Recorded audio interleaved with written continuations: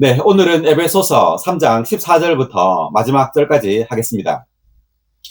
에베소서는 교회에 대하여 계시하고 있는 책입니다. 특별히 에베소 3장 9절에서 하나님 속에 감추어진 비밀의 경륜에 대하여 이제 밝힌다고 말했는데, 이 비밀의 경륜은 그리스도의 측량할 수 없는 풍성을 분배함으로 교회가 건축된다는 것입니다.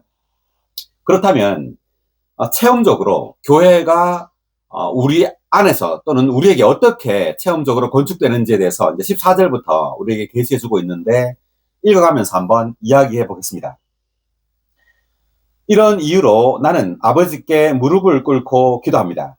아버지는 하늘들과 땅에 있는 각 족속에게 이름을 주시는 분이십니다. 자, 15절 한번 다시 읽어볼까요? 아버지는 하늘들과 땅에 있는 각 족속에게 이름을 주시는 분이십니다. 자, 이때 아버지는 라고 했는데, 하나님을 아버지라고 표현한 것은 근원이라는 말이죠. 하나님께서 근원이신데, 다만 이스라엘 민족의 근원이실 뿐만 아니라 모든 이방인들, 모든 인류의 근원이신 아버지라는 의미입니다. 그래서 하늘들과 땅에 있는 각 족속에게 이름을 주시는 분이라고 했던 이유가, 하나님은 이방인들의 하나님 또는 근원이실 뿐만 아니라 모든 이방인의 근원이신 하나님이시라는 의미입니다. 16절입니다. 아버지께서 그분의 영광의 풍성을 따라 그분의 영을 통하여 능력으로 여러분을 속사람에 이르도록 강하게 해 주시고, 다시 한번. 아버지께서 그분의 영광의 풍성을 따라 그분의 영을 통하여 능력으로 여러분을 속 사람에 이르도록 강하게 해 주시고. 자, 바울은 여기에서 중요한 단어들을 많이 언급하면서 지금 설명하고 있는데, 그 단어들 한번 살펴보면 영광의 풍성을 따라라고 말했습니다. 영광의 풍성. 자, 영광은 무엇일까요? 이때 바울이 말한 그분의 영광은 바로 하나님의 나타남입니다. 나타난 하나님이죠. 하나님이 나타날 때 이것이 바로 영광인데, 이 영광의 풍성을 따라 우리를 강하게 했다, 이 말은 결국 우리로 하여금 그분의 영광이 되게 하도록 그분의 풍성을 우리에게 공급한다는 의미입니다. 뭐라고요? 우리가 그분의 영광이 되도록, 즉 사람이, 믿는 이들이 그분을 표현하도록 그분의 풍성을 공급한다는 의미죠. 여기 16의 2번 각주 한번 볼까요? 영광에 대한 각주. 영광은 하나님의 표현이다. 하늘들과 땅에 있는 각 족속들은 하나님을 어느 정도씩 표현하고 있다. 그들이 하나님을 표현할 때 하나님의 영광의 풍성이 있게 된다. 사도는 이방인 믿는 이들이 하나님의 영광의 풍성을 따라 하나님의 충만을 체험하기를 기도했고, 그 결과 하나님께서 표현되시기를 기도했다. 그러므로 바울이 지금 말한 이 영광의 풍성을 따라라는 이 표현은 이런 의도가 바울에게 있었다는 거죠. 즉 믿는 이들로 하여금 하나님의 그 영광을 표현하고 또 그분의 어떤 충만을 체험하기를 이렇게 원했다는 겁니다. 그래서 바울은 이렇게 영광의 풍성을 따라 강하게 해주시고라는 말을 했고요. 그래서 결국 사람은 영과 몸 전체가 영광이 될 겁니다. 하나님을 표현하는 그분의 영광이 될 것입니다. 할렐루야. 그 다음 두 번째가 그분의 영을 통하여라고 말했습니다. 이때 그분의 영은 생명 주시는 영입니다. 주님은 죽고 부활하여 이제 뭐가 됐죠? 생명 주시는 영이 되었습니다. 이 생명 주시는 영은 이제 바깥에 있는 것이 아니라 사람의 영 안으로 흘러 들어와서 이제 내주하는 영입니다. 하나님은 바깥에서 우리를 공급하는 것이 아니라 우리 속에서부터 우리를 공급하십니다. 우리는 주 예수님을 믿음으로 이제 생명 주시는 영이 사람의 영 안으로 들어와서 거듭나게 되었죠. 이제 사람의 영은 바로 그리스도께서 그 영으로서 내주하는 그 연합된 영이에요. 이 영을 통하여 이제 우리를 강하게 해준다는 의미입니다. 여기 16의 3번 각주 읽어볼까요? 아버지는 내주하시는 영을 통하여 우리 안에서 우리를 강하게 하신다. 내주하시는 이 영은 우리가 거듭난 이후로 우리와 함께 계시며 우리 안에 거주하고 계신다. 아멘. 자, 그래서 이제 내주하는 영이라고 말했습니다. 내주하는 영이 우리를 강하게 한다 이렇게 말하죠. 영을 통하여 우리 안에서 우리를 강하게 하신다. 그러니까 내주하시는 영이 그분의 생명을 공급함으로 우리를 강하게 하는 거예요. 강하게 함으로 우리는 하나님을 표현하게 될 겁니다. 그 다음 세 번째 단어가 능력으로라고 말했습니다. 이때 능력. 이 능력은 바로 그 영의 능력이에요. 우리가 에베소서 1장 할 때, 1장 19절에 보면 하나님의 지극히 큰 능력이 그리스도 안에서 발휘되었다고 말하죠. 그래서 이 그리스도 안에서 발휘된 이 능력이 그 부활과 승천의 과정을 거쳐서 이제 교회에게 전달되었다고 말합니다. 바로 이 사중 능력, 부활 능력이 바로 여기서 말하는 능력이에요. 이 능력이 그분의 영을 통하여 우리에게 이제 이른다는 의미예요. 그래서 능력으로 여러분을, 이제 네 번째 단어가 속사람입니다. 속사람에 이르도록 강하게 해주시고, 이 속사람이 무엇일까요? 영어로는 inner man인데, 바울은 왜 이 속사람이라고 말했을까? 이 속사람은 바로 그리스도입니다. 즉, 우리의 영 안으로 흘러들어온 그 영이신 그리스도이고, 정확하게는 우리의 영과 하나된, 우리의 영과 연합된 그리스도예요. 이제 이 그리스도가 우리의 속사람이라는 의미입니다. 그러니까 이 속사람에 이르게 한다라는 말은 이제 믿는 이들은 겉사람을 따라서 행하는 것이 아니라 우리의 속사람인 그리스도 안에서 또는 그리스도를 산다는 말이죠. 이른다는 말은. 그래서 우리는 가면 갈수록 속사람을 따라 살아야 합니다. 이것이 바로 속사람에 이르도록 강하게 해주신다는 의미입니다. 제가 한번 그림을 그려봤는데, 자, 여기 칠판을 보면, 거듭나기 전에, 사람의 생명은 그 혼에 있었어요. 그래서 사람을 혼이라고 말합니다. 창세기 보면, 70혼이라는 단어를 썼는데, 거듭나기 전에 사람의 인격은 바로 혼에 있었습니다. 그래서 이 혼이 사람의 그 겉사람이었어요. 인격이었습니다. 그렇지만 거듭난 후에는 사람의 영 안으로 하나님의 영이 들어왔죠. 하나님의 생명이 사람의 영 안에 있게 됩니다. 그러므로 이제 거듭난 후에는 사람의 영이 속사람이에요. 즉 하나님의 생명이 있는, 즉 하나님의 그리스도의 영이 있는 이 영이, 사람의 영이 바로 사람의 속사람이라는 거죠.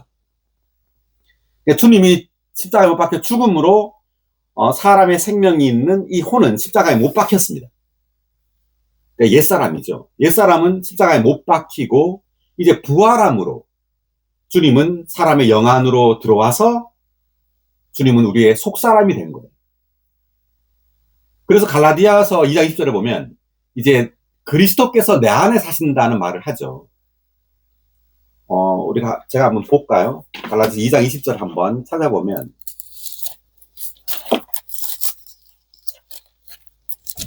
읽어보시겠어요? 2장 20절.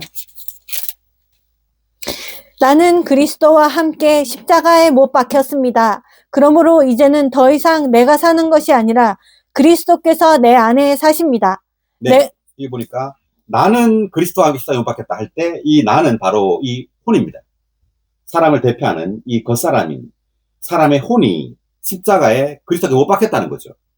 그리고 이제는 더 이상 내가 사는 것이 아니라 그리스도께서 내 안에 사십니다 할 때 이제 그리스도는 우리의 영 안에서 산다는 말입니다. 이것이 바로 속사람이에요. 그리스도는 이제 사람의 영 안에서 사는 우리의 속사람이 된 겁니다. 네. 그래서 이제는 더 이상 내가 사는 것이 아니라 그리스도께서 내 안에 사십니다. 그래서 내 안에 사시는 이 그리스도가 바로 속사람이고 우리는 이 그리스도를 사는 거죠. 이것이 바로 그리스도인의 생활입니다.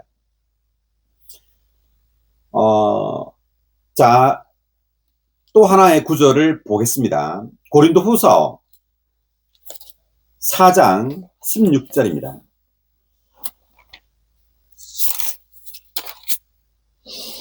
그러므로 우리는 낙심하지 않습니다. 우리의 겉사람은 썩어가고 있지만 우리의 속사람은 나날이 새로워지고 있습니다. 네, 우리의 겉사람은 썩어가고 있지만 우리의 속사람은 나날이 새로워지고 있다고 말합니다. 그러니까 이 겉사람은 십자가에 못 박혔죠. 옛사람이라고도 하고, 못 박혔지만 체험 가운데에서는 계속해서 썩어가고 있다라는 말이고, 우리의 속사람은 나날이 새로워지고 있다.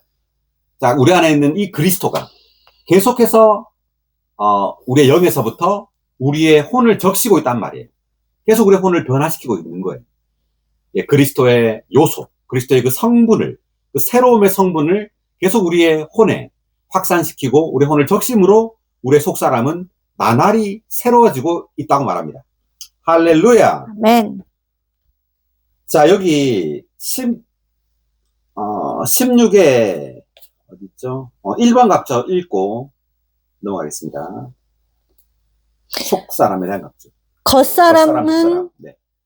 겉사람은 몸을 기관으로 삼고 혼을 생명과 인격으로 삼아 이루어진다. 네, 겉사람은 몸을 기관으로 그리고 혼을 생명과 그 인격으로 삼아 이루어진다고 말하죠. 이때 생명은 사람의 생명입니다. 속사람은 거듭난 영을 생명과 인격으로 삼고 새롭게 된 혼을 기관으로 삼아 이루어진다. 네, 속사람은 거듭난 영을 생명과 인격으로 삼다. 그 말은 거듭난 영 안에 이제 그리스도가 생명으로 들어와셨죠. 그래서 이 그리스도가 바로 우리의 생명과 인격이 된단 말이죠. 아멘. 예, 그다음 혼 생명은 부인되어야 하지만 혼, 생각, 의지, 감정의 기능은 속사람의 인격인 거듭난 영이 사용할 수 있도록 굴복되어 새롭게 되고 높아져야 한다. 할렐루야. 네, 그러므로 우리의 혼은 생각, 감정, 의지로 구성되어 있습니다. 이 생각, 감정, 의지가 계속해서 새로워져야 된다. 즉, 그 속사람 안에 있는 이 그리스도가 우리의 혼 안으로 흘러 들어옴으로 우리의 속사람은 나날이 새로워지고 있다는 말이죠. 네, 다시 돌아와서 보면은, 자, 지금 속사람에 대해서 계속 이야기하고 있는데, 또 한 구절을 보겠습니다. 자, 창세기 32장을 한번 보면, 이제 씨름하는 장면이 나오죠.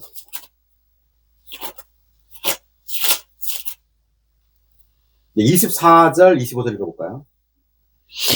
야곱은 혼자 거기 남아 있었다. 그런데 어떤 사람이 날이 셀 때까지 야곱과 씨름을 하였다. 네. 그러니까 그 야곱이 라반을 떠나가지고 이제 형 에서를 만나기 전입니다.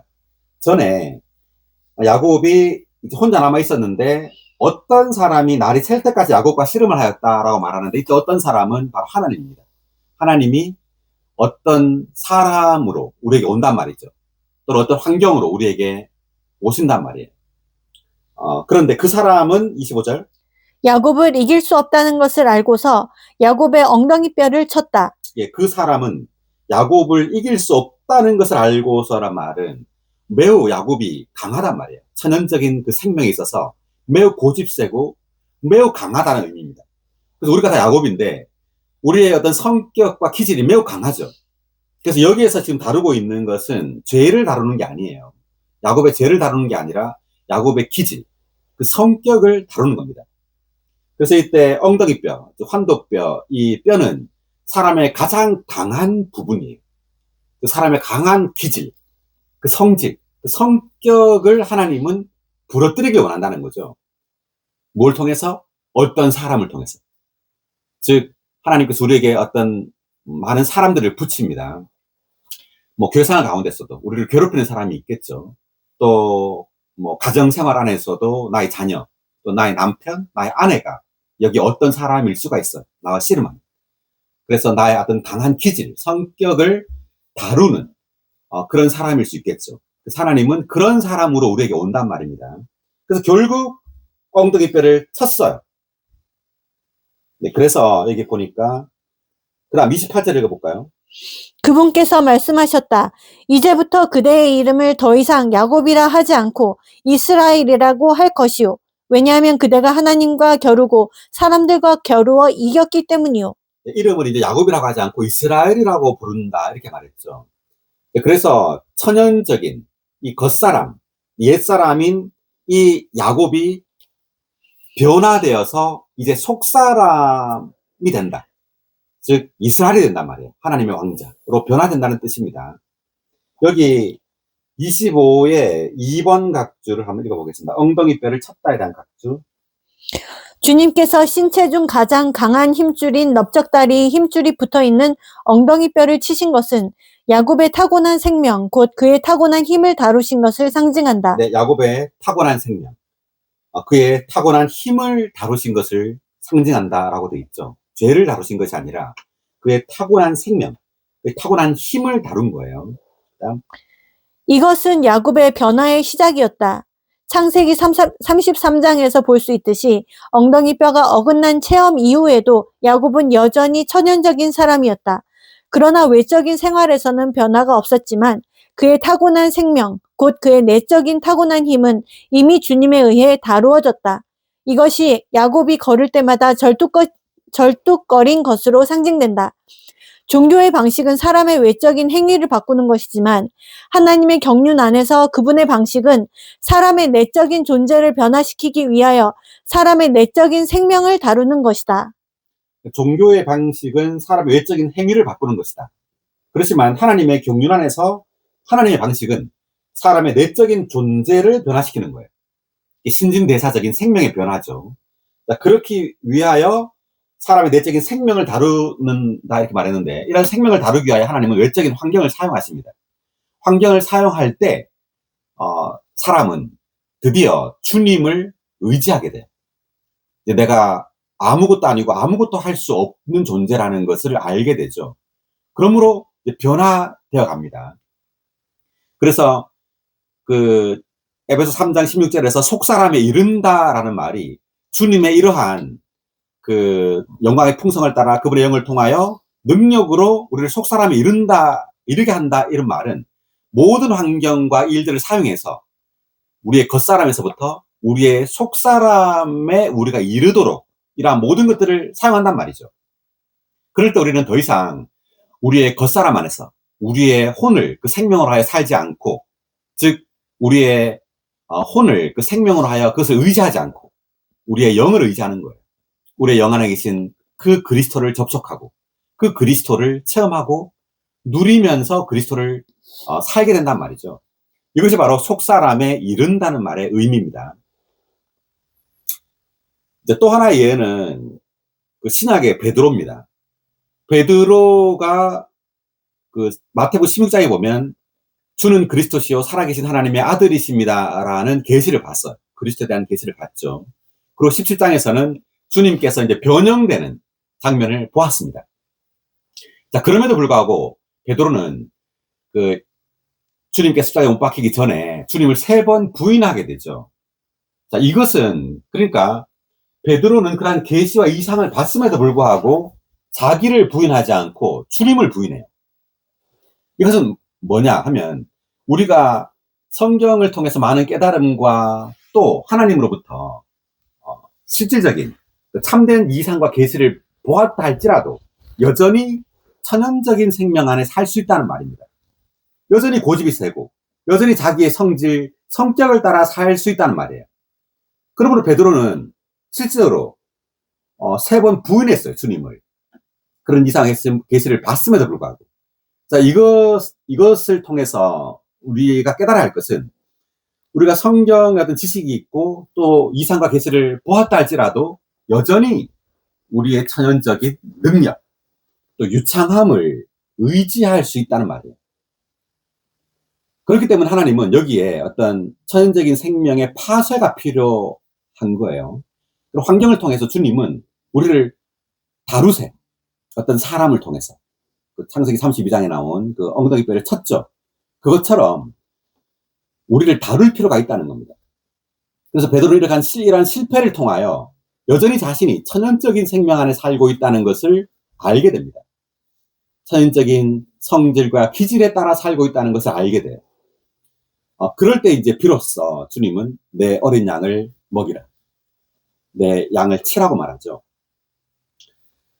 자, 네, 그렇습니다. 그래서 이러한 우리에게 있어서도 이러한 겉사람에서 속사람으로의 실질적인 이러한 변화, 그 영을 통한, 이러한 그에게 능력을 통한 어떤 변화와 이런 강하게 함이 필요합니다. 네. 네. 그 다음에 3장 16절 속사람에 대하여 제가 지금 긴 말을 했었는데, 여기, 각주를 한번 읽어보고 넘어가겠습니다. 16의 3번 각주, 그분의 영을 통하여 이란 각주. 아버지는 내주하시는 영을 통하여. 이거 읽었네. 그죠? 자, 그 다음에 16의 4번 각주가 뭐냐면 능력으로 이란 각주 읽어볼까요? 에베소서 1장 19절부터 22절까지 언급되어 있는 이 능력은 그리스도를 죽은 사람들 가운데서 일으키셨고 하늘들의 영역 안에서 하나님의 오른편에 앉히셨으며 만물을 그분의 발 아래 복종시키셨고 그리스도를 만물 위에 머리가 되게 하시어 교회에게 주신 능력이다. 이러한 능력이 우리 안에서 운행하며 하나님은 교회를 위해 이러한 능력으로 우리를 강하게 하신다. 이 사수 능력이죠. 이러한 능력이 교회에게 이제 전달되었습니다. 이러한 능력으로 이제 우리를 체험에 있어서 이렇게 우리를 강하게 하시는 거예요. 그 능력이 우리에게 전달되므로. 그다음 17절을 읽겠습니다. 믿음을 통하여 그리스도께서 여러분의 마음에 거처를 정하시게 하시며 여러분이 사랑 안에서 뿌리를 내리고 털을 잡아서. 자, 17절 또 중요한 구절인데 한 번 더 읽어볼까요? 믿음을 통하여 그리스도께서 여러분의 마음의 거처를 정하시게 하시며 여러분이 사랑 안에서 뿌리를 내리고 털을 잡아서. 16절에서는 속사람 이르게 한다고 말했고 17절에서는 그리스도께서 우리의 마음에 거처를 정하게 한다 이렇게 말했습니다. 그러므로 이 속사람은 사실상 우리 안에 내주하시는 그리스도예요. 이 그리스도가 바로 속사람입니다. 그래서 이 그리스도가 우리 안에 살도록 해야 합니다.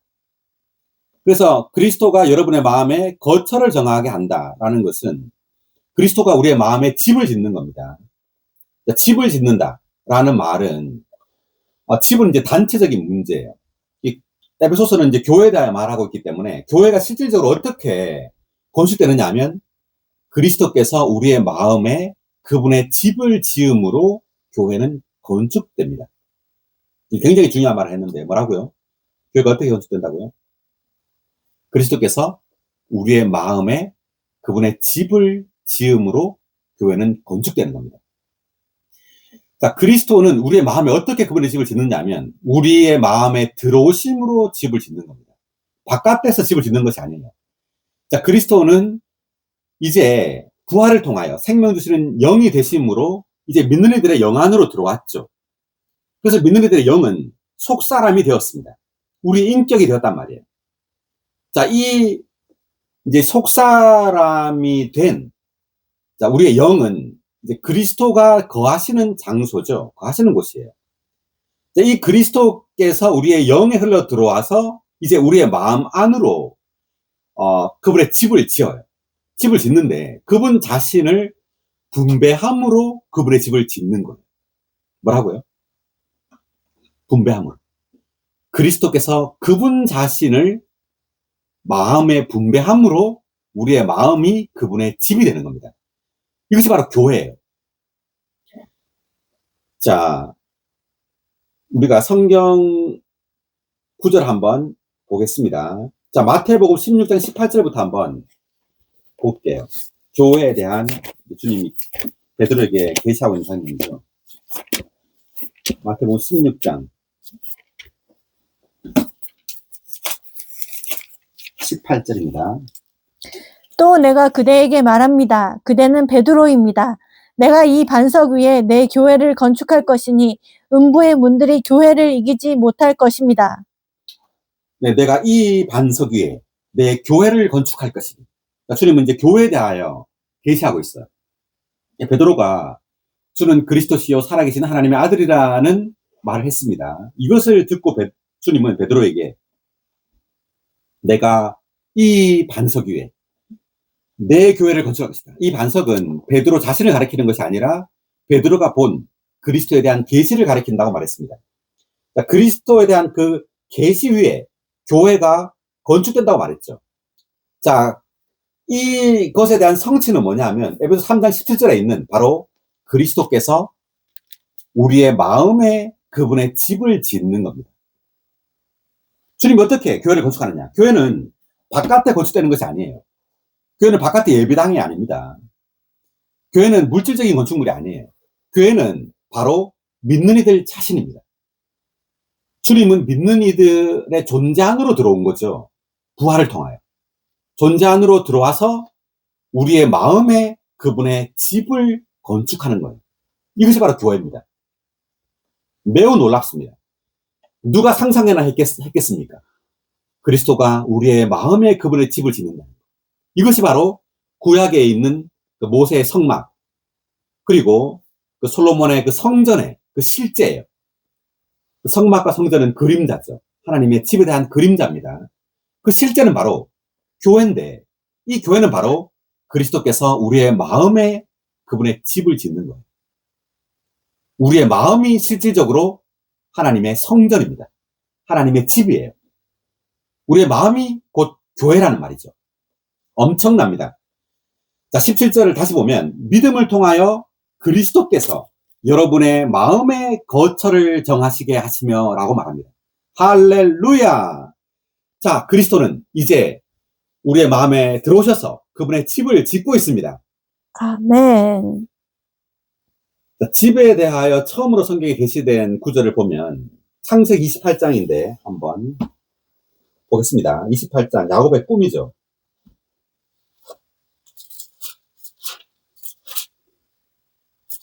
자, 28장 12절. 야곱은 꿈을 꾸었다. 꿈에 보니 땅 위에 사다리가 세워져 있는데 그 꼭대기는 하늘에 닿았고 하나님의 천사들이 그 사다리 위를 오르락내리락 하고 있었다. 자, 꿈을 꿨는데 그 꿈이 이제 사다리 꿈입니다. 자, 사다리가 땅에서 이제 하늘에 닿았죠. 그러니까 땅은 사람, 하늘은 하나님을 상징하고, 그래서 이 사다리는 예수 그리스도, 사람의 아들이신 예수 그리스도를 상징한다고 그 요한복음 1장 51절에 이제 주님께서 이제 말하고 있죠. 사람의 아들 위에 천사가 오르락내리락 한다는 말을 하고 있어요. 그래서 이 사다리는 사람의 아들이신 예수 그리스도입니다. 이 꿈을 꾸고 난 다음에 야곱이 한 행동이 뭐냐면 17절, 18절 읽어볼까요? 그가 두려워하며 말하였다. 이곳이 얼마나 두려운 곳인가. 이곳은 다름 아닌 하나님의 집이며 하늘의 문이구나. 야곱은 아침 일찍 일어나 머리에 뱉던 돌을 가져다가 기둥으로 세우고 그 꼭대기에 기름을 부었다. 야곱은 이곳을 하나님의 집이라고 말했고 하늘의 문이라고 말했습니다. 그러고 난 다음에 한 행동이 뭐냐면 그가 이제 머리에 뱉던 돌을 가져다가 이렇게 세웠죠. 기둥으로. 그리고 꼭대기에 기름을 부었습니다. 그리고 19절에 보니까 그곳의 이름을 베델이라고 했습니다. 자, 베델은 하나님의 집이라는 뜻이에요. 야곱이 머리에 뱉던 이 돌, 자, 이 돌은 바로 그 야곱 자신을 상징하는데, 즉, 흙에서 돌로 변화된 야곱입니다. 또는 돌이신 그리스도예요. 자, 돌이신 그리스도. 그러니까 우리가 돌이신 그리스도를 믿음으로 우리는 돌로 변화되어 가죠. 그 베드로서 보면 우리가 이제 살아있는 돌이라고 말하고 또 그리스도를 살아있는 돌이라고도 말합니다. 그러니까 살아있는 돌로서 우리가 영적인 집으로 지어진다. 이렇게 말하죠. 베드로서 2장 5절에서. 그래서 우리는 한면으로 흙에서 돌로 이게 변화되는데 무엇을 통해서? 이 기름을 통해서 우리는 흙에서 돌로 변화돼. 이 변화된, 돌로 변화된 우리가 바로, 믿는 이들이 바로 하나님의 집이 되는 거예요. 베델이 되는 겁니다. 그래서 지금 에베소서 3장 17절에서 그리스도께서 우리의 마음에 집을 짓는다라고 했죠. 그래서 이 그리스도는 그리스도라 말의 그 뜻이 기름 부음 받은 자입니다. 기름 부음 받은 자이신 이 그리스도는 기름을 우리 존재의 부음으로 우리를 그분의 집이 되게 하는 거예요. 기름이신 그리스도. 기름은 성령을 상징하죠. 성경에서. 그러니까 성령을 우리에게 부음으로, 분배함으로 우리의 마음을 그분의 거처가 되게 하는 거예요. 그분의 집이 되게 하는 겁니다. 할렐루야! 자, 놀랍습니다. 여기 각주를 한번 읽어보고 넘어갈게요. 17에 2번 각주, 마음의 거처를 정하시겠습니다. 우리의 마음은 혼의 모든 부분, 생각과 감정과 의지에 영의 주요 부분인 양심이 더해져서 이루어진다. 예, 마음이라는 것은 혼에다가 우리 영의 한 부분인 양심이 더해져서 이제 마음이 이제 구성되는 겁니다. 그러니까 이러한 부분들이 우리 존재의 속 부분들이다. 거듭남을 통해 그리스도께서 우리의 영 안으로 들어오셨다. 거듭난 후에 우리는 그분께서 우리 마음의 모든 부분 안으로 확산되시도록 허락해 드려야 한다. 우리 마음은 우리의 속 부분들의 총체이며 우리 내적 존재의 중심이다. 그러므로 그리스도께서 우리 마음의 거처를 정하실 때 그분은 우리의 내적 존재 전체를 통제하시고 그분 자신을 우리 속 각 부분에 공급하시고 우리를 강하게 하신다. 아멘. 자, 제가 이제 칠판에 한번 마음에 대해서 한번 그 그림을 그려 보겠습니다.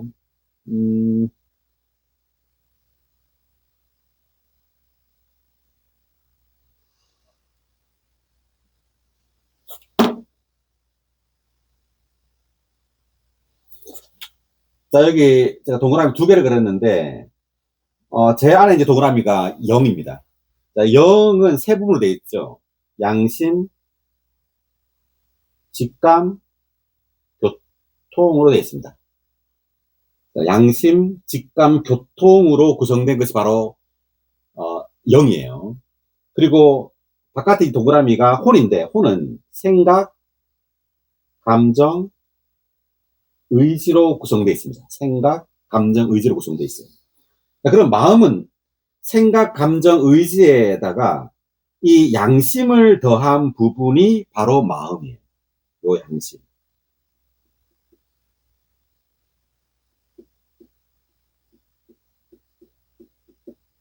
이렇게 생각, 감정, 의지에 양심이 더해진 이 부분을 성경은 마음이라고 합니다.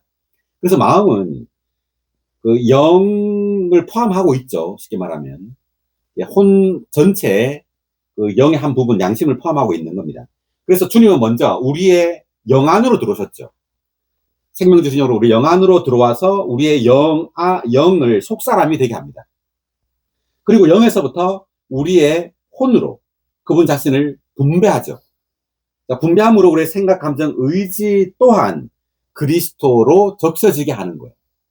그러므로 우리의 이 마음을 그분의 집이 되게 한다는 말입니다. 그래서 우리의 마음이 바로 사람의 존재라고 할 수 있어요. 그래서 우리의 마음을 그리스도의 집이 되게 한다. 자, 그 다음 17절에서 두 번째 줄을 보면 여러분이 사랑 안에서 뿌리를 내리고 털을 잡아서 라고 말하고 있는데, 사랑 안에서 뿌리를 내리고 털을 잡는다. 바울은 이제 사랑이라는 단어를 썼어요. 17절 위에 부분은 그리스도께서 우리의 마음의 거처를 정한다고 해놓고는 여러분이 사랑 안에서 뿌리를 내리고 털을 잡는다 이렇게 말을 썼는데, 즉 이때 사랑은 그리스도를 말하는 거예요. 위에 있는. 그러니까 그리스도의 사랑을 말하는 거죠. 즉 그리스도가 우리의 마음의 거처, 집을 정하실 때, 우리의 마음을 그리스도 그분 자신으로 적시고 채울 때 우리는 그리스도의 사랑이라는 그 속성으로 적셔진다는 말입니다. 예, 그리스도의 사랑이 이제 우리의 안으로 적셔지고 우리의 존재를 침투함으로 그리스도의 사랑을 누리게 된단 말이죠. 더 깊이, 그리고 더 견고하게 이 사랑을 누리게 된다는 말이에요. 그래서 사랑 안에서 뿌리를 내리고 털을 잡는다는 말은 이 그리스도의 사랑이 더 깊어지고 더 견고해진단 말입니다. 우리가 주님을 이제 믿음을 통해서 주님을 접촉하고 주님을 누릴 때 이제 그리스도는 우리의 마음 안으로 그분 자신을 확장하게 되죠. 그러면 그럴수록 우리는 그리스도에 대한 우리의 사랑이 더 깊어지고 그리고 더 견고해집니다. 자, 17의 3번 각주 읽어볼까요? 사랑 안에서. 이런 각주. 그리스도를 체험하려면 믿음과 사랑이 있어야 한다. 우리는 믿음으로 그리스도를 깨닫고 사랑으로 그분을 누린다. 믿음과 사랑은 우리의 것이 아니고 그리스도께 속한 것이다. 그리스도의 믿음이 우리의 믿음이 되어 그 믿음으로 우리는 그분을 믿는다.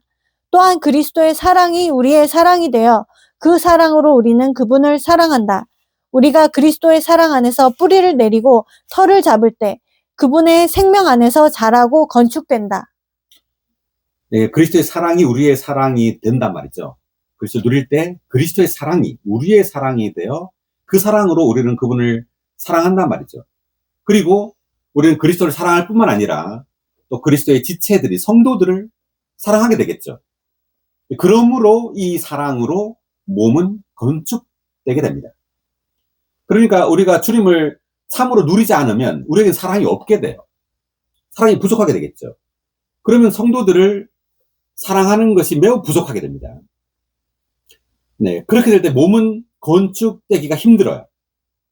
그러니까 이러한 사랑이라는 속성이 우리의 미덕이 되지 않는다면 우리는 다른 성도들과 함께 건축되지 못하고 여전히 어떤 이제 분리된 그러한 교회생활을 하게 될 겁니다.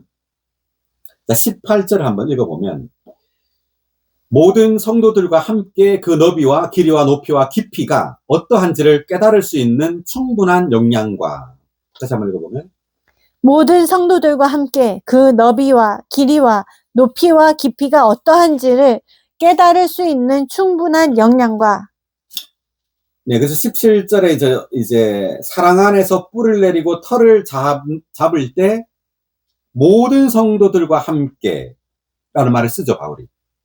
자, 이것은 그리스도에 대한 그 사랑이 깊어지고 견고해질 때 우리는 다른 모든 성도들을 사랑하게 된단 말이에요. 그 사랑으로. 그래서 모든 성도들과 함께 그 너비, 길이, 높이, 깊이라고 했는데 어떤 너비를 말하는 거냐 이거죠. 지금 18절에서는 분명히 나오지 않아요. 그냥 그 너비, 그 길이, 그 높이, 그 깊이라고 씁니다. 그러면 무엇에 대한 넓이냐 이거죠.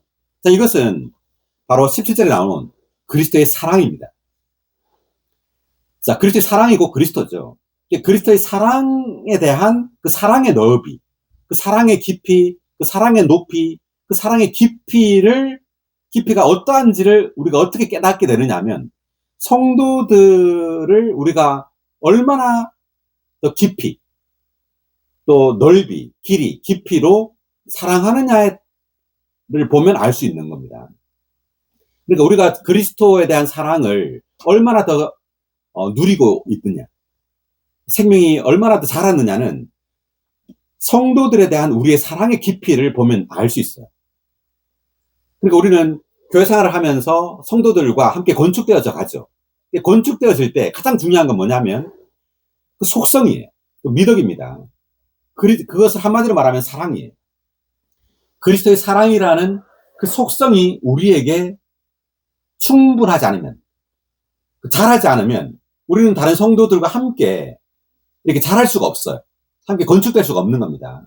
그래서 바울은 모든 성도들과 함께, 교회죠, 그러니까 모든 성도들과 함께 그리스도의 사랑의 너비와 길이와 높이와 깊이를 이제 깨닫게 한다는 말입니다.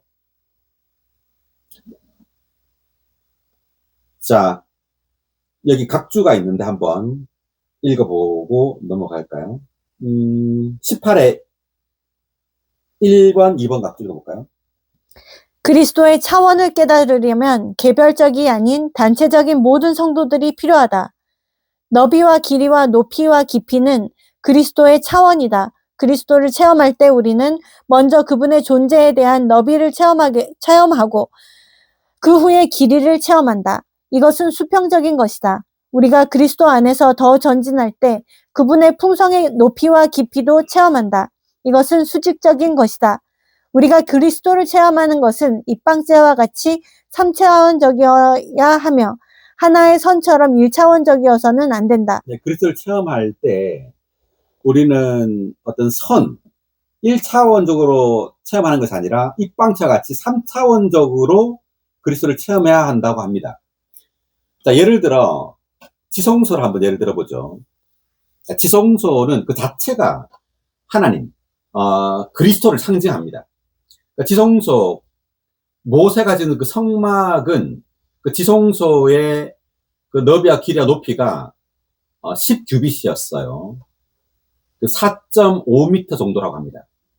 그리고 약 평수로 따지면 한 6평 정도의 공간이라고 해요. 그렇지만 그 솔로몬이 지은 그 지성소는요, 2배입니다. 20규빗이에요. 그리고 세루살렘은 전체가 지성소인데 12,000 스타디온이라고 합니다. 그러니까 우리가 그리스도가 바로 이 지성소라고 본다면 이런 입방체 자체가 이제 그리스도를 상징하는데, 이것은 우리가 그리스도를 이렇게 3차원적으로 체험해야 된다는 것을 의미해요.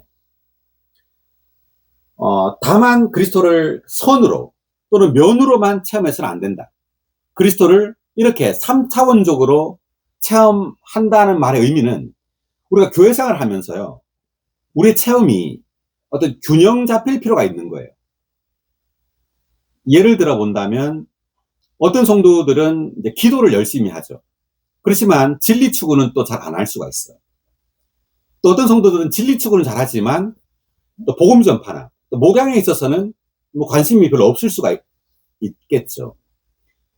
또 어떤 성도들은 집에서 주님을 잘 누리지만 또 집회 오기를 싫어할 수도 있고, 그렇지만 우리는 균형 잡혀야 된단 말이죠. 이렇게 균형 잡히기 위해서는 주님께서 많은 어떤 뭐 환경일 수도 있고 어떤 많은 것들을 체험하게 합니다. 또 모든 성도들과 함께 건축되어지기 위해서 주님은 우리로 하여금 입방체로 이렇게 그리스도를 누릴 수 있도록 우리를 인도하고 이러한 환경을 주실 수 있다는 거죠. 자, 계속해서 읽어보면, 그리스도를 체험하는 일에서 우리는 앞뒤로 위아래로 움직여야 하며, 그럴 때 결국 우리가 그분을 체험하는 것은 견고한 입방체와 같이 된다. 우리의 체험이 이와 같을 때 우리는 넘어지거나 파괴되지 않는다. 이렇게 우리가 그리스도를 우주적인 차원으로 이런 입방체로 체험할 때, 체험함으로 우리는 뿌리를 내리고 털을 잡게 된다. 즉 깊어지고 견고하게 돼요. 넘어지지 않게 된단 말이죠. 이런 체험이 부족할 때 우리는 쉽게 이제 넘어질 수 있단 말입니다. 자, 18절 다시 읽어볼까요? 다시 한번 읽어주세요. 모든 성도들과 함께 그 너비와 길이와 높이와 깊이가 어떠한지를 깨달을 수 있는 충분한 역량과, 네, 그래서 그리스도께서 우리의 마음에 이제 집을 지을수록 우리는 주님의 어떤 속성, 사랑으로 적셔지게 되고요. 그럴 때 이제 그 사랑으로 성도들을 사랑하게 되죠. 그 사랑이 바로 이제 건축입니다. 고린도전서 8장 1절에 보면 지식은 교만하게 하지만 사랑은 건축한다는 말이 나오죠. 실질적으로 사랑이 건축입니다. 우리는 계속해서 이제 이 사랑이 깊어지고 또 견고해져야 돼. 그러기 위해서 주님은 계속해서 우리 안으로 그분 자신을 분배하실 것이고, 또 모든 성도들과 함께 이러한 그리스도의 너비, 길이, 높이, 깊이의 주님의 그 깊은 사랑을 더 체험하게 될 겁니다. 자, 19절. 지식을 초월하는 그리스도의 사랑을 알 수 있는 충분한 역량이 있게 하시어 하나님의 모든 충만에 이르도록 여러분이 충만하게 되기를 바랍니다. 다시 한번. 지식을 초월하는 그리스도의 사랑을 알 수 있는 충분한 역량이 있게 하시어 하나님의 모든 충만에 이르도록 여러분이 충만하게 되기를 바랍니다. 아멘. 지식을 초월하는 그리스도의 사랑. 바울은 여기서 이제 지식을 초월한다 이렇게 말했는데, 그리스도의 사랑은 지식을 초월합니다. 그 하나의 예를 보면, 그 성경의 예를 한번 볼까요? 자, 고린도후서 5장 14, 15절을 먼저 읽어보겠습니다. 고린도후서 5장. 그리스도의 사랑이 우리를 강권합니다. 우리가 단정하는 것은 한 사람이 모든 사람을 대신하여 죽으셨으므로 모든 사람이 죽었다는 것입니다. 그분께서 모든 사람을 대신하여 죽으신 것은 살아있는 사람들이 더 이상 자신을 향하여 살지 않고 자기들을 대신하여 죽으셨다가 살아나신 분을 향하여 살도록 하려는 것입니다. 네, 그리스도의 사랑이 우리를 강권한다. 이 강권한다라는 말이 여기 각주를 보니까 사방에서 압박하고 한 끝으로 밀어붙이며 강하게 제한하고 어떤 테두리 안에서 한 목표를 향해 한정시키며 하나의 노선과 목적을 향하도록 가두는 것이라고 말했습니다. 그러니까 우리로 하여금 이렇게 압박하고 강하게 제한하고 목표를 향해 이렇게 한정시키고 이렇게 하는 것은 그리스도의 사랑이란 말이에요. 외적인 어떤 규율이 아니에요. 이렇게 하라고 강요한다고 되는 것이 아니라 그리스도의 사랑을 우리가 체험할 때 이 사랑이 우리로 하여금 이러한 목표를 향하여 가게 하고 또 우리를 제한시키고 이렇게 한단 말입니다. 그러므로 우리는 그리스도의 사랑을 누려야 합니다. 그 바울이 갈라디아서 2장 20절을 보면 제가 한번 그 부분만 한번 읽어볼게요. 2장 20절에 바울이 이런 말을 합니다. 20절 그 후반 보면 이제 내가 육체 안에서 사는 생명은 나를 사랑하시어 나를 위하여 자신을 버리신 하나님의 아들의 믿음 안에서 사는 생명입니다. 라고 말하죠. 나를 사랑하시어. 그러니까 그리스도께서 바울을 사랑한다는 것을 바울은 누렸던 겁니다. 그리스도께서 나를 사랑한다는 거죠. 우리라는 말도 안 썼어요. 나라고 말했었습니다. 나를 사랑하시어. 개인적으로 그리스도의 사랑을 누리는 겁니다. 그리스도가 나를 사랑한다는 것. 그래서 나를 위하여 자신을 버렸다는 것. 십자가에 죽었다는 것. 이것으로 인하여 바울은 강권되었어요. 바울은 강권되어 목숨을 걸고 복음을 전했죠. 모든 고난들을 이겼습니다. 뭐 때문에? 그리스도의 사랑 때문에. 그리스도의 사랑이 바울을 강권했기 때문입니다. 자, 그 다음 또 한 구절을 보면 로마서 5장 8절.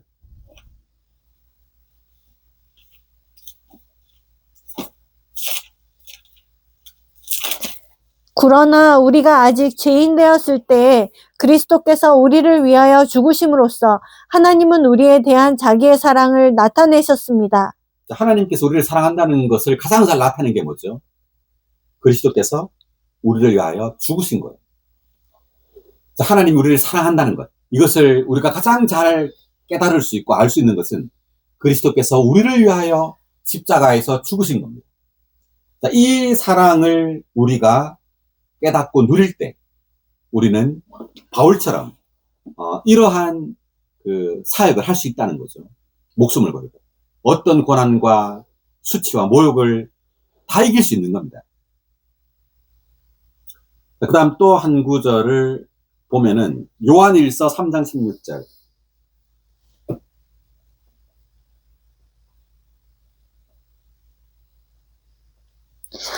주님은 우리를 위하여 목숨을 버리셨습니다. 이것으로써 우리는 사랑이 무엇인지를 알게 되었으니 우리도 형제들을 위하여 목숨을 버려야 합니다. 주님께서 우리를 위하여 목숨을 버리셨죠. 이것으로써 우리는 사랑이 무엇인지를 알게 되었다고 말합니다. 우리도 형제들을 위하여 목숨을 버려야 합니다. 그러니까 주님의 사랑으로 인하여 주님께서 우리를 사랑하심으로 주님은 우리를 위하여 목숨을 버리셨습니다. 그 사랑을 알게 되었다고 말하죠. 알게 되었으니 우리도 어떻게 하라고요? 형제들을 위하여 목숨을 버려야 합니다. 라고 말하죠. 그래서 지금 에베소 3장 19절에 보면 지식을 초월하는 그리스도의 사랑이 바로 이거예요. 우리를 위하여 목숨을 버린 사랑입니다. 이 사랑을 안단 말은 우리도 형제들을 위하여 이렇게 목숨을 버릴 정도로 형제들을 사랑해야 된다는 말이에요. 이것을 알았다는 말이죠. 지식을 초월하는 그리스도의 사랑을 안단 말이에요. 알 수 있는 충분한 역량이 있게 하시어. 그럴 때 우리는 교회를 건축할 수 있게 되는 거죠. 교회는 다만 지식으로 건축될 수 있는 것이 아닙니다. 지식이 아니라 이런 지식을 초월하는 그리스도의 그 사랑을 알고 체험함으로 우리는 다른 성도들과 함께 건축될 수 있는 겁니다. 그래서 하나님의 모든 충만에 이르도록 여러분이 충만하게 되기를 바랍니다. 라고 바울이 썼습니다. 하나님의 모든 충만. 이제 충만이라는 단어가 우리에게 이제 보여주는 것은 교회는 하나님 그분 자신으로 채워짐으로 교회가 건축된단 말이죠. 그래서 교회는 하나님 자신으로 채워진 하나님의 충만입니다. 그래서 그리스도의 그 측량할 수 없는 풍성을 그 누린 결과가 바로 교회라는 말이죠. 자, 여기 한번 각주를 읽어보겠습니다. 자, 19에 1번 각주, 지식을 초월하는 그리스도의 사랑. 그리스도의 사랑은 그리스도 자신이다. 그리스도께서 측량할 수 없는 분이신 것처럼 그분의 사랑도 측량할 수 없다. 그러므로 이 사랑은 지식을 초월한다. 그러나 우리는 이 사랑을 체험으로 알 수 있다. 자, 지식을 초월한다. 우리는 성도들에 대해서 어떤 편견이나 선입견 또는 천연적으로 또 육체적으로 성도들을 알 수 있죠. 그렇게 아는 것이 아니라 우리는 영 안에서 그리스도를 알아야 됩니다. 그 하나의 예를 볼까요? 자, 빌레몬서 16절을 보겠습니다. 자, 빌레몬서는 한 장으로 되어 있기 때문에 그냥 16절입니다. 1장이 아니라. 그는 이제 더 이상 노예가 아니라 노예를 초월한 사랑받는 형제입니다. 특별히 나에게 그렇다면 더욱이 육신으로나 주님 안에서나 그대에게는 더 한층 그렇지 않겠습니까? 네, 여기서 이 빌레몬서는 바울이 감옥에서 빌레몬에게 쓴 서신이에요. 이 빌레몬의 노예가 바로 오네시모죠. 오네시모가 빌레몬 그 주인한테 어떤 죄를 지은 겁니다. 그래서 감옥에 들어왔는데 감옥에서 바울을 만났죠. 그래서 바울이 오네시모에게 복음을 전해서 오네시모는 이제 믿는 이가 되었어요. 그래서 바울은 이제 빌레몬에게 이제 서신을 쓰면서 이제 이런 말을 하는 거예요. 오네시모는 이제 더 이상 노예가 아니라 노예를 초월한 사랑받는 형제입니다. 라고 말합니다. 그러니까 교회 안에서는 지위가 없죠. 신분이 없습니다. 다 그리스도예요. 그죠? 이것이 바로 지식을 초월한 그리스도의 사랑입니다. 형제 사랑이죠. 예를 하나 또 그 구절 하나 더 보면 골로새서 3장 10절 11절입니다.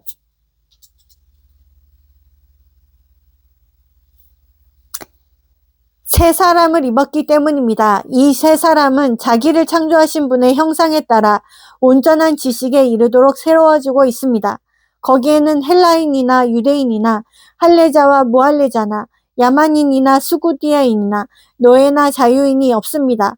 오직 그리스도께서 모든 것이시며 모든 것 안에 계십니다. 아멘, 할렐루야. 빌레몬도 지금 골로새 교회 장로라고 우리가 이제 알고 있는데요. 이 골로새서를 바울이 쓰면서 이런 말을 한 거예요. 교회는 새 사람인데 거기에는 헬라인과 유대인이나 라고 말했죠. 이것은 어떤 헬라인이나 유대인이나 할례자와 무할례자나 야만이나 수구디아인이나 노예나 자유인이 없습니다. 이렇게 말했어요. 골로새 교회는 이런 종류의 사람이 다 있었단 말이죠. 다 있었는데 이것이 없다. 이 말은 차별이 없단 말이에요. 왜? 오직 그리스도께서 모든 것이시며 모든 사람 안에 있다고 말합니다. 그래서 우리는 교회 성도들을 볼 때 그리스도라고 봐야 합니다. 네, 여기는 어떤 차별이 없어요. 신분의 차이. 그리고 어떤 신분이나 그리고 노예 자유인, 유대인이나 이방인의 차이, 할례자와 무할례자.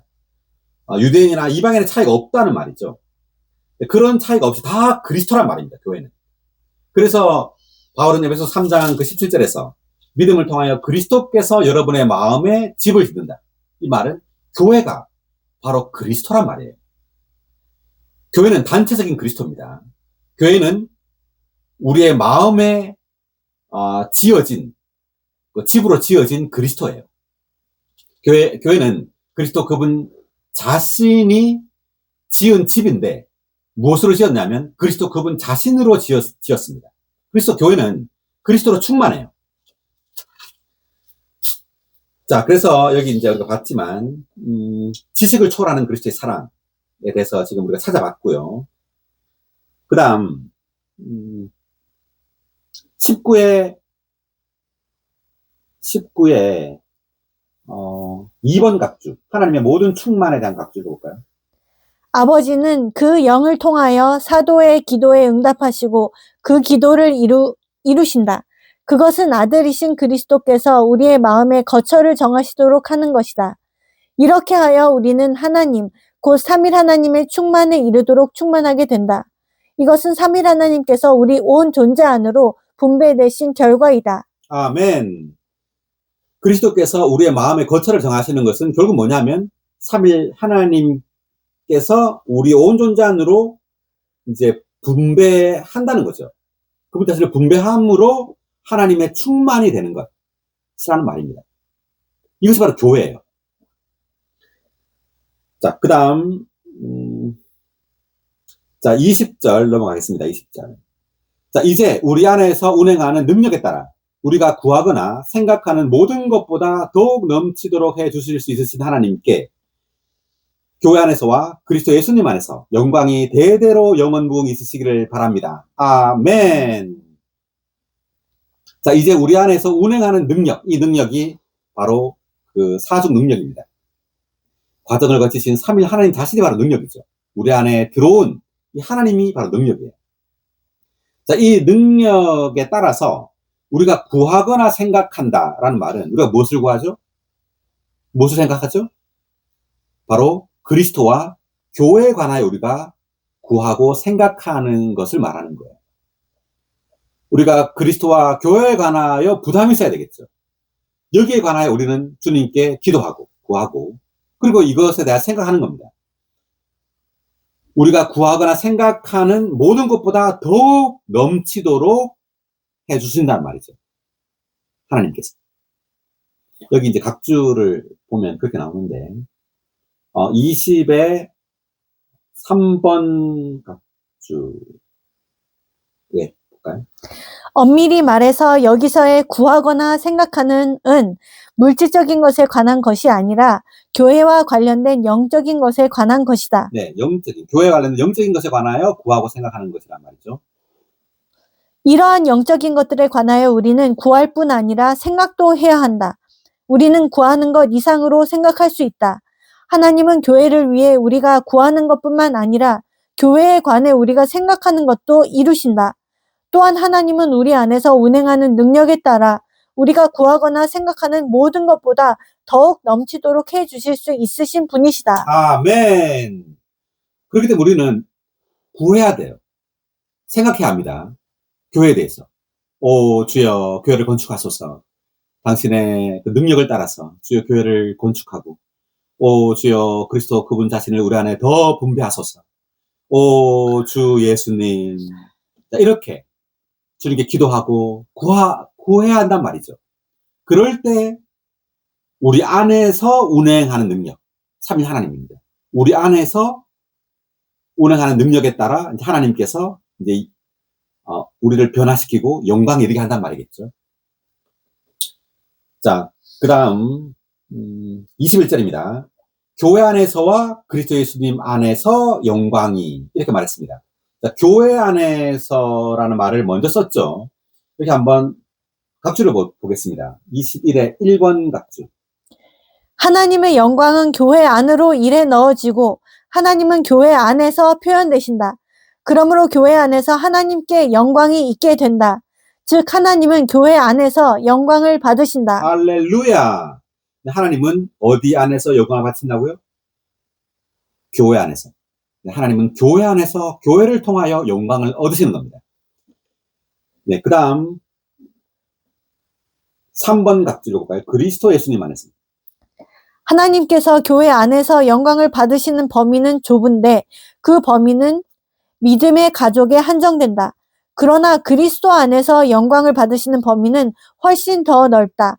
왜냐하면 그리스도는 하늘들과 땅에 있는 모든 족속의 머리이시기 때문이다. 그러므로 하나님께서 그리스도 안에서 영광을 받으시는 것은 하나님께서 창조하신 모든 족속의 영역 안에서 곧 땅에서뿐만 아니라 하늘들 안에서도 이루어진다. 이것은 영원토록을 의미하는 대대로 영원 무궁히라는 표현과 일치한다. 할렐루야. 그러니까 그리스도 안에서라는 것은 그 범위가 훨씬 더 넓다는 거죠. 이것은 하나님께서 창조하신 모든 족속의 영역 안에서 곧 땅에서뿐 아니라 하늘들 안에서도 이루어진다. 이것은 영원토록을 의미하는 대대로 영원무궁이라는 그 표현과 일치한다. 이렇게 되어 있습니다. 그러므로 하나님께서 그분 자신을 표현하시는 것은 물론 교회 안에서 표현하시죠. 그렇지만 이 모든 만물 안에서도 하나님은 그분 자신을 표현하시는 거예요. 어느 정도. 그래서 온 우주는 하나님을 표현하는 겁니다. 그 중심에는 교회가 있는 거죠. 네. 네, 오늘 우리가 에베소 3장 여기까지 하고요. 다음 시간에 에베소 4장을 하겠습니다. 네, 수고하셨습니다.